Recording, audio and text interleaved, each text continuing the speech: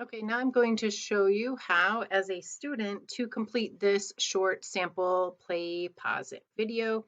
I'm going to start playing the video. Okay, it's going to talk about this organelle. Notice if I try to skip ahead, it's not going to let me, but it's going to let me go in reverse. That's important because the student is going to have to watch the whole entire video. They cannot skip ahead. Okay, so they're going to have to listen to the content. They can rewind to review, but they're not going to be able to skip ahead. Okay, as soon as it gets to one of the questions, it is going to pause right here, and here comes the question. What organelle is this?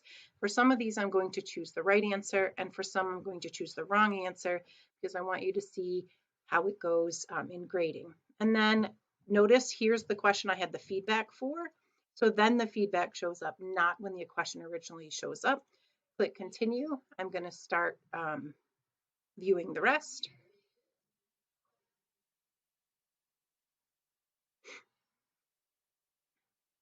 Okay, so again, it's going through describing the function of the organelle, and we're going to be naming this organelle. Here you can see was a question point.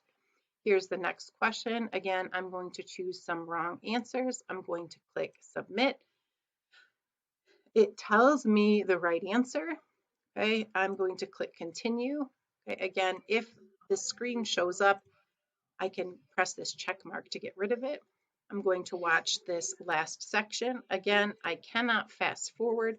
I can, however, go back to any point previously. So that is a plus in getting students to at least watch the whole video and not skip ahead. Okay, here's the last question. Again, I'm going to choose some wrong answers. It tells me the right answer. I'm going to click continue. And then I have, so let's put full G body, and it is like the packaging center. Okay, and then I'm going to click submit and click continue. Click continue, and you notice I am at the end. If I click on review, it'll show it is complete. I finished. It says I have to wait for one to be graded.